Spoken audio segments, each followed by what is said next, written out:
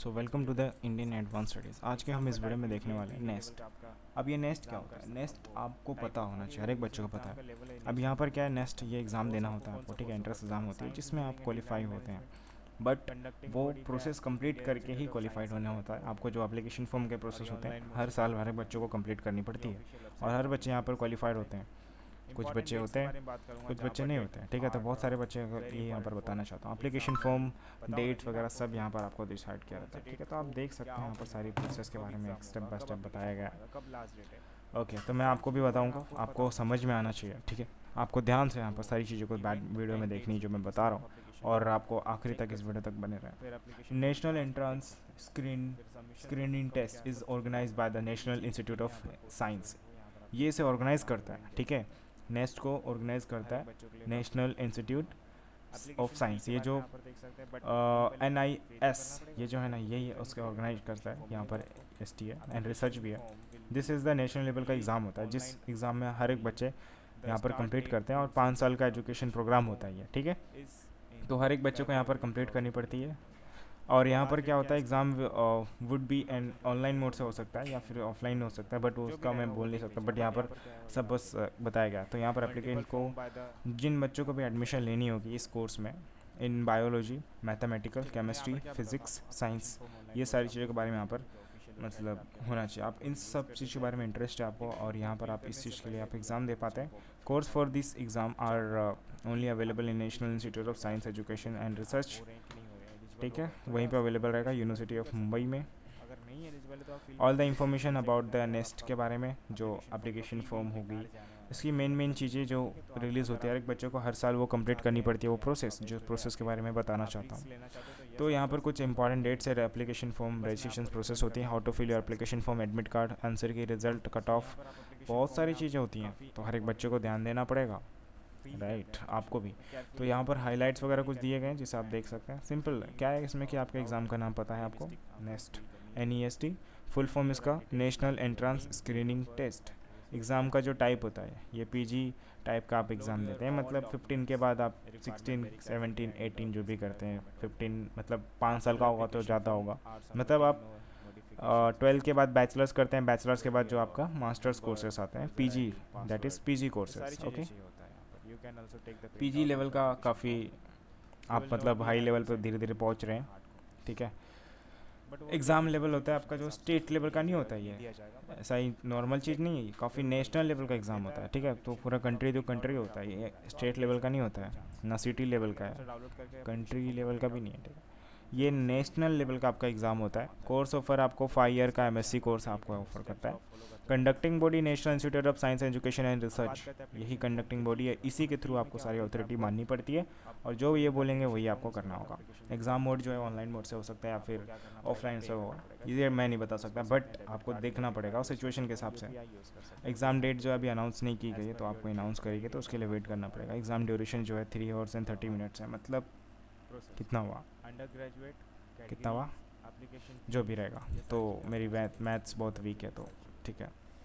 Important dates की बात करूँगा। ओके, इवेंट में क्या होता है यहाँ पे कि नोटिफिकेशंस होती हैं, लास्ट डेट होता है, एडमिशन्स, एडमिट कार्ड, बहुत सारी चीज़ें होती हैं। जिस बच्चे को कंफ्यूज हो जाते हैं कि ये अब क्या होता है, ये सारी चीज़ें, तो हर एक बच्चे को ये ध्यान से सुनना होता है कि यहाँ पर क्या होता है, नोटिफिकेशन कब रिलीज़ होगी। मतलब उस नोटिफिकेशन में हर एक बच्चे को बता दिया जाएगा कि कौन से डेट अभी आने वाले हैं, नेक्स्ट प्रोसीजर क्या होगा, फिर उसके बाद क्या होगा, फिर नेक्स्ट ईयर क्या होगा, सब चीज़ें बता दी जाती है। तो नोटिफिकेशन का वेट करना है। फिर नोटिफिकेशन जब भी रिलीज़ की जाएगी, तो वो उस नोटिफिकेशन में एप्लीकेशन फॉर्म कब स्टार्ट किया जाएगा, लास्ट डेट क्या है, सब पता चलेगा आपको। फिर आप चेक कर सकते हैं, ऑफिशियल वेबसाइट के थ्रू भी चेक कर सकते हैं, ठीक है। एप्लीकेशन फ़ी के बारे में बात करूँगा, बट उससे पहले फॉर्म के बारे में। फॉर्म में क्या होता है कि आपको ऑफिशियल वेबसाइट पे मिल जाएगा आपका एप्लीकेशन फॉर्म, ठीक है। ऑनलाइन मोड से ही करना होता है। ये ऑफिशियल वेबसाइट का लिंक देख सकते हैं, ये लिंक आपको चाहे तो डिस्क्रिप्शन बॉक्स में प्रोवाइड कर सकता हूँ, तो आप चेक कर लीजिएगा। अगर नहीं है तो आप यही टाइप कर सकते हैं, अपने ब्राउज़र में टाइप करके सर्च कर लीजिए। एप्लीकेशन फॉर्म के बारे में बात कर रहा था, ठीक है। तो आपको एप्लीकेशन फॉर्म ऑफिशियल वेबसाइट पे रिलीज़ होगी, सिर्फ वहीं पे, और स्टार्ट जो भी रहेगा, जिस डेट पर रहेगा उस डेट पे आपको शुरू कर देना है। फिर आपका लास्ट डेट आने से पहले, और उसमें जो भी आप इंफॉर्मेशन फिल करते हैं वो काफ़ी केयरफुली फिल करनी है आपको, जैसे कि आपका नाम हो गया, डेट ऑफ बर्थ हो गया, एड्रेस हो गया, ये सारी चीज़ें इंफॉर्मेशन आप फिल करते हैं very carefully to avoid application form cancellation के चांसेस है, देयर फोर मैं आपको ये बार बार बोल रहा हूँ, ठीक है। तो ये चीज़ को ध्यान में रखिए और सारी इंफॉर्मेशन परफेक्ट करेक्ट होनी चाहिए, वैलिड होनी चाहिए। एक बार चेक करो, 2 बार चेक करो, 3 बार चेक करो, बट चेक करो और परफेक्ट होनी चाहिए। फिर यहाँ पर जो आपको याद रखना है कि registration number, user ID and password, ये तीनों चीज़ें आपको बताया जाएगा। वो तीनों चीज़ के बारे में आपको कहीं नोट डाउन करके रख लो या फिर याद रखो, जो करना है, बट आपको वो काम आएगा तो उस समय आपको चाहिए रहेगा, ठीक है। इसे भूलना नहीं है। Do not forget to note down your registration number, user ID and password. चलो आगे बढ़ते हैं। तो हमें हार्ड कॉपी निकाल लेना आपके एप्लीकेशन फॉर्म का। जब एप्लीकेशन फॉर्म फिल करके हो जाएगा, अपने एप्लीकेशन फॉर्म के हार्ड कॉपी निकाल लेने, means xerox copy print out जो बोलो एक ही बात है, बट आपको निकाल लेना है। आपके पास पेपर फॉर्म में वो एप्लीकेशन फॉर्म होना चाहिए। जब भी वो काम आएगा ना तभी आप दिखा सकते हैं किसको भी, बट वो काम आता ही आता है, हर एक बच्चों को आएगा।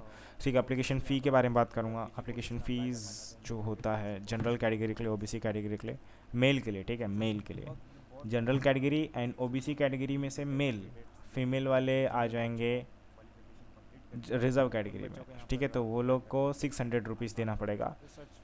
आप ओबीसी कैटेगरी से फीमेल है तो आपको 600 रुपीज़ देना पड़ेगा, मतलब कम देना पड़ेगा, रिजर्व कैटेगरी में आ जाएंगे। और अगर आप जनरल कैटेगरी हैं, फीमेल या मेल है जो भी है, उससे फ़र्क नहीं पड़ता, आपको देना पड़ेगा 1200, 1200 रुपये देना ही पड़ेगा। आप इसमें कुछ फीमेल के लिए चांसेस नहीं है, ठीक है। ओके, एप्लीकेशन फॉर्म करेक्शंस के लिए बात करना चाहता हूँ। एप्लीकेशन फॉर्म करेक्शंस यहाँ पर क्या है कि कुछ बच्चे क्या होता है एप्लीकेशन फॉर्म में गलती कर देते हैं, कितना भी चेक करते हैं बट गलती हो जाती है बाय मिस्टेक, या फिर जल्दी जल्दी करते समय हो जाती है, बट हो जाती है। तो उसमें क्या होता है, हर एक बच्चों को एक चांस मिलता है कि आप उसे सही सुधार सकते हैं। तो करेक्शंस के लिए एप्लीकेशन फॉर्म वापस से निकाला जाता है, फिर उसे आप क्या कर सकते हैं, email ID and password number जो भी रहता है वो वैलिड इंफॉर्मेशन पुट करनी पड़ेगी, देन आप एप्लीकेशन फॉर्म ओपन कर सकते हैं, एडिट कर सकते हैं, फिर आप सेव कर सकते हैं, बस। फिर एप्लीकेशन फॉर्म हो जाने के बाद सब कंफर्म हो जाएगा, ठीक है। अब बात करते हैं एलिजिबिलिटी क्राइटेरिया। ये क्या होता है कि आपको इससे पता चलेगा कि आप एलिजिबल हैं या नहीं है, आप एप्लीकेशन फॉर्म फिल कर सकते हैं कि नहीं कर सकते हैं, उस चीज़ के बारे में पता चलेगा, ठीक है। तो आप बच्चे ध्यान से सुनिए मैं क्या बोलना चाहता हूँ। अगर आपकी नेशनलिटी मतलब कौन से कंट्री से, इंडिया सिटीजन से, इंडिया कंट्री से, तो आप अप्लाई कर सकते हैं। ओके, सो नेशनलिटी आपकी इंडियन होनी चाहिए तो अप्लाई कर सकते हैं आप। यहाँ पर एज लिमिट की बात करना चाहता हूँ। यहाँ पर अगर आपकी एज कितनी हुई रहनी चाहिए एडमिशन के समय पे, 17 कंप्लीट होगी तो आप यहाँ पर अप्लाई कर सकते हैं। अभी क्या बोल रहा है यहाँ पर, अगर आपका जन्म, ठीक है, बोर्न कब हुआ रहना चाहिए, 2000 के बाद अगर हुआ रहेगा तो आप अप्लाई कर सकते हैं, मतलब 2002, 2001, 2003, 2000 जो भी रहेगा, तो इतना हो रहेगा तो आप अब यहाँ पर अप्लाई कर सकते हैं। तो वही बच्चे अप्लाई कर सकते हैं, जनरल के लिए और ओबीसी के लिए बताया गया है। वही इनकेस अगर आप रिजर्व कैटेगरी से बिलोंग करते हैं तो आपको 5 साल के लिए एक छूट मिलती है, मतलब आप का एज ज़्यादा रहेगा तो वहाँ पर तभी भी अप्लाई कर सकते हैं, मतलब 1995 के रहेंगे तो भी आप अप्लाई कर सकते हैं। यही बात आती है अगर रिजर्व कैटेगरी से अगर आप बिलोंग करते तो, इसलिए अगर जनरल के लिए बिलोंग करते तो आप 2000 के बाद ही रहेंगे तो ही अप्लाई कर सकते हैं, ठीक है। 2001, 2003, 4, 5 जो भी है। अब एजुकेशन क्वालिफिकेशन की बात करो, या अगर आपने 12th क्लास कंप्लीट कर लिया, स्टैंडर्ड किसी भी इंस्टीट्यूट से, बोर्ड से कंप्लीट किया, बट वो मैटर नहीं करता, बट आपने कंप्लीट किया और कितना मार्क्स आपने सिक्योर किए रहने चाहिए, 60% मार्क्स सिक्योर किए जनरल कैटेगरी के लिए मिनिमम, तो आप यहाँ पर एलिजिबल हो पाएंगे, नहीं तो मुश्किल है, ठीक है, हो नहीं पाएंगे, यहाँ पर एलिजिबल है ही नहीं मतलब।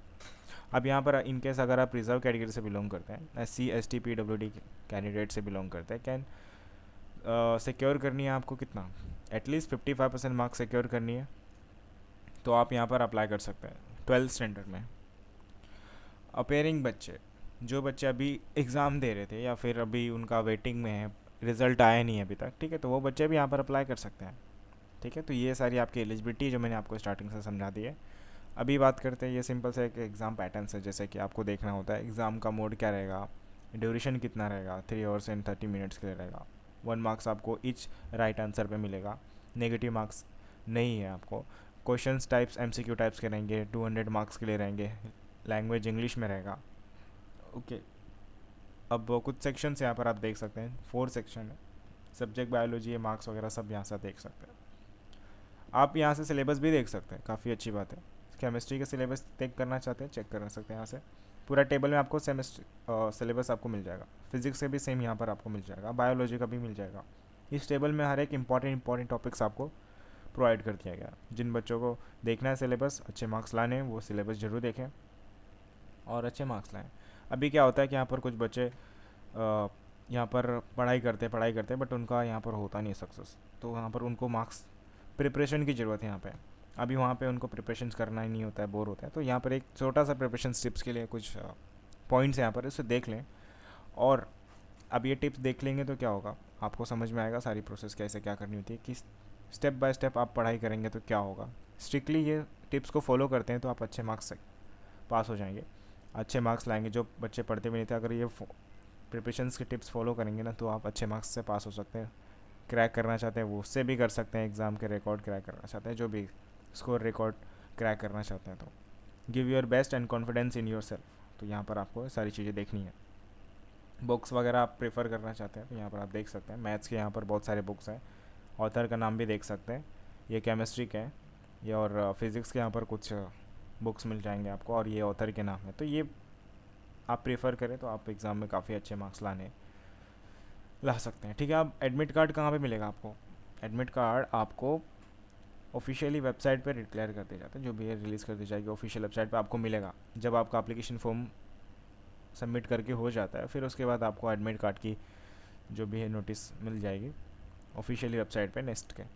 अब यहाँ पर एडमिट कार्ड को डाउनलोड करना होता है, फिर आपको एग्ज़ाम के लिए एडमिट कार्ड लेकर के जाना होता है साथ में, फिर आप एग्ज़ाम दे सकते हैं, नहीं तो would be not allowed. Exam में आपको हॉल टिकट लेकर के नहीं आएंगे तो।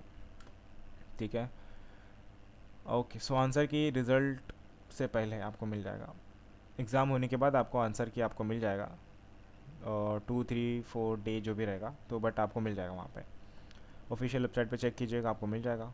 वहाँ से सम लॉगिन करने का प्रोसेस होता है, फिर उसके बाद रिज़ल्ट को आपको चाहिए रहता है, रिज़ल्ट चाहिए, डाउनलोड करना है, क्या भी करना है, बट आपको रिज़ल्ट को चाहिए, देखना है आपको कितने मार्क्स आपके आए रिज़ल्ट में। तो वो देखने के लिए आप ऑफिशियल वेबसाइट ओपन करेंगे, वहाँ पे लॉगिन करेंगे, जो आपका रजिस्ट्रेशन एंड आईडी पासवर्ड मांगेगा, फिर आप लॉगिन करते हैं अपना रिज़ल्ट देख सकते हैं, और उसके बाद उस रिज़ल्ट को डाउनलोड भी कर सकते हैं, तो अच्छी बात है। ओके, अभी आप जब एप्लीकेशन फॉर्म फिल करके हो जाता है आपका, फिर आपका नाम मेरिट लिस्ट में आया, मेरिट लिस्ट में अगर आया तो आपकी काफ़ी अच्छी परफॉर्मेंस आप इसलिए आ गया ना आपका नाम, तो आ गया। अब उसके बाद क्या करना होगा, आगे का प्रोसेस क्या है? बहुत बच्चे सोचते हैं अभी आगे मुझे क्या करना है। आगे क्या करना है आपको? वेरिफिकेशन के प्रोसेस करने होंगे, जो आपको ऑफिशियली कंडक्ट कर दिया जाएगा, मतलब ऑनलाइन मोड से भी हो सकता है, फिर ऑफलाइन नहीं, ऑनलाइन मोड से ज़्यादातर होता है। तो काउंसलिंग में कुछ राउंड्स वगैरह होते हैं, रजिस्ट्रेशन प्रोसेस होते हैं, जिसमें 10th के सर्टिफिकेट, 12th के सर्टिफिकेट चाहिए होते हैं, डॉक्यूमेंट्स चाहिए जो ओरिजिनल है होनी चाहिए आपके। ये कुछ रिक्वायरमेंट डॉक्यूमेंट्स है जैसे आप देख सकते हैं, कास्ट सर्टिफिकेट, डिसेबिलिटी सर्टिफिकेट जो भी रहती है, प्रोविजनल फोटो, आपके वैलिड फ़ोटो पासपोर्ट साइज़ के होने चाहिए, और एडमिट कार्ड, कास्ट सर्टिफिकेट, बहुत सारी चीज़ें, date of birth certificate, category certificate, तो ये सारी चीज़ें चाहिए होती है जब आपके वेरिफिकेशन प्रोसेस चल रहे होंगे।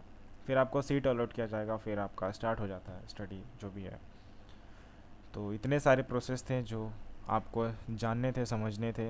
पूरे साल ये सारी चीज़ें कंप्लीट करनी होती है, समझना होता है आपको, जो मैंने इस वीडियो में आपको सब समझा दिया है। तो अगर आपको इसमें से किसी भी प्रोसेस में डाउट हो रहा है तो आप डेफिनेटली कमेंट कर सकते हैं, हम आपके डाउट्स को क्लियर करने की कोशिश करेंगे। And thank you so much for watching my video. Thank you.